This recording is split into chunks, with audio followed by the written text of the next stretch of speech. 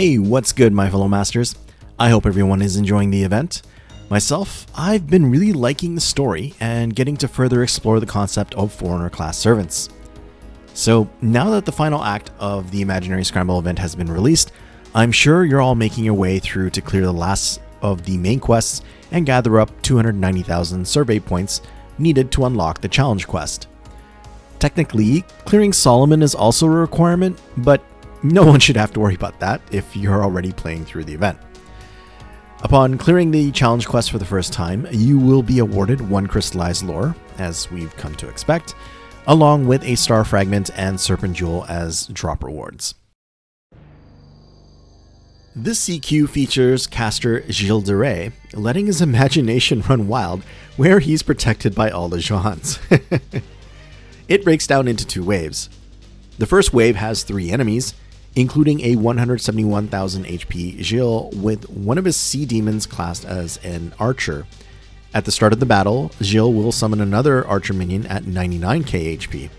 And until he's defeated, I believe he will continually summon them. So if you're using a single target main attacker, Gilles should be prioritized first. The second wave is where things get a bit spicy and all the Jeans come out in force.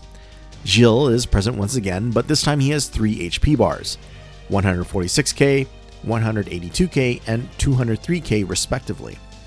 As for the Jeans, initially it will be a 102k HP Jean Archer and a 133k HP Berserker Jalter to accompany Gilles. Once you break Gilles' first HP bar, and the 2 summer versions of Jean and Jalter are defeated, then Santa, Jalter, Lily, and Choco Jean will take their place with 204k and 168k HP respectively. And then, when those 2 Jean bases are defeated and Gilles' second HP bar broken, Ruler Jean and Avenger Jalter will show up as the finale. Both of them will have 2 very beefy HP bars, a 264k and 582k HP split for Jalter, along with a 326k and a whopping 742k HP for OG Jean. Now for the gimmicks. Gilles gets a rather annoying one during the second wave. Until you defeat the 2 Jean faces Gilles summons, he gets an unremovable 1-turn damage resistance of 500% at the start of every turn. This effectively makes the whole battle a bit of a slog, first having to take out the Jeans before being able to actually damage Gilles.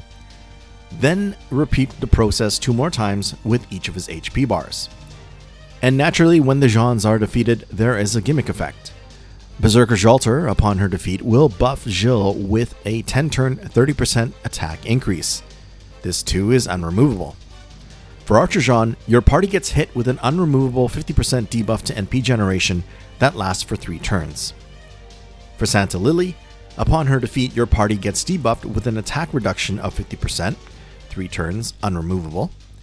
When Lakshmi Bai is defeated, your party's crit star drop rate is reduced by 50%, and the enemies get a 30% buff to crit strength, both for 3 turns and both unremovable. When you eventually make it to Gilles' 3rd HP bar and he summons Jalter and OG Jean, your party's MP gauges will be reduced by 50%, and a 2-turn taunt effect will be applied to Gilles, while he's, effectively invulnerable. When Jalter's first HP bar is broken, she will gain a 3-turn increase of 100% to Buster and a permanent ignore invincibility effect, which can be quite nasty. Upon Jalter's defeat, and being the tsundere that she is, your party gets hit with 3 stacks of curse that only last for a turn, but also reduces your cooldowns by 2, which was surprisingly nice of her. For Ruler Jean, once her first HP bar is broken, all of her allies get a 3-turn 50% critical rate buff and a 1-time invincibility. And as a parting gift to her allies when Jean is defeated, one of her allies will have their MP gauge charged to full. So you'll need to be prepared accordingly. If Gilles gets it, careful, his AoE MP can put your whole party at risk. And if it's Jalter with her permanent ignore invincible, your main attacker could get taken out, derailing the whole run. Unusual for an event, but fortunate for us, there are 3 craft essences that provide a damage bonus. If you're looking for maximum damage, the event shop CE, like a bird, should be used, and hopefully by now you have been able to obtain a 5th copy to max limit break it for the maximum 200% increase to damage. Imaginary Around and Imaginary Element can be good CEs for your secondary attackers or for your support units, especially Imaginary Element with its starting MP charge, potentially allowing your support casters to fire off their MP that much earlier in the fight and still provide a bit of extra offense for their face cards. Now, with Gilles' damage resistance gimmick starting with the second wave, it makes it difficult to get into a rhythm of repeated NP refund looping. So basically, expect a fairly drawn out battle from the outset. Try not to use all of your party skills on the first wave. As best you can, conserve most of them until you get into the second wave. Of course, since this is an endurance battle, you want to avoid taking excessive damage to your party in the first wave, so you'll have to find a balance between what skills to use and what to save.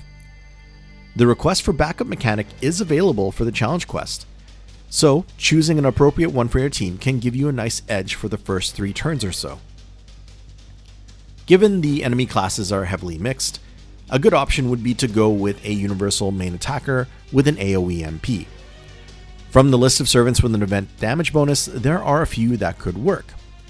Summer Musashi, Zhang Yu, Edmond Dantes jump out at me as they can all effectively deal with the very large HP pool of Ruler Jean.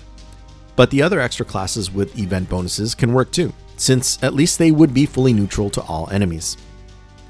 While not possessing an AoE MP, another option is building a team around Van Gogh as a main attacker, leveraging her 100% damage bonus and ability to dish out significant critical hits.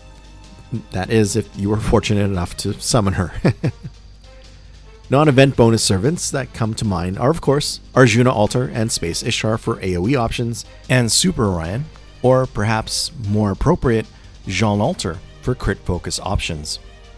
In the case of most of these examples, they can either supplement their AoE MP with critical hits, specialize in overwhelming critical damage, or synergize well with supports that are needed to sustain the party throughout the battle.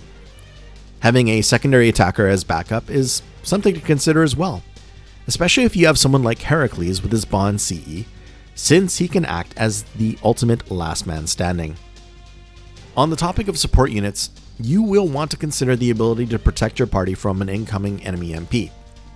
Remember that Gilles has an AoE MP which he will probably be able to fire off a few times throughout the battle. So someone like Castoria, Merlin, or Scotty can help with providing invincibility or evasion.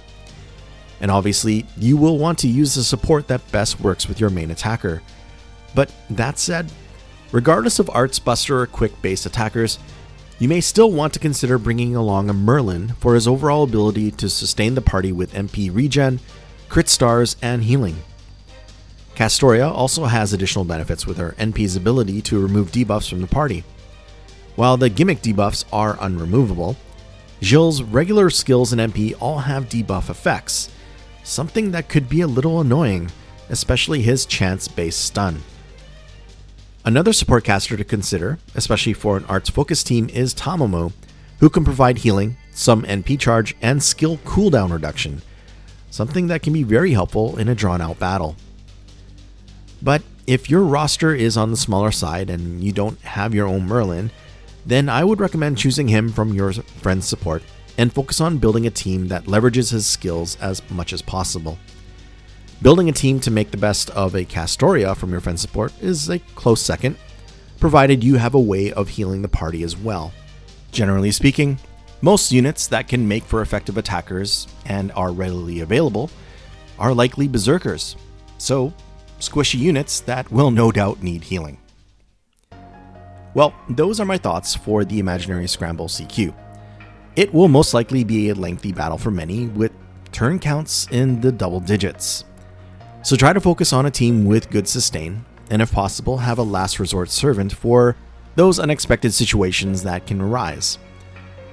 I'm still making my way to 290,000 survey points, so I'll probably try out a CQ run sometime tomorrow.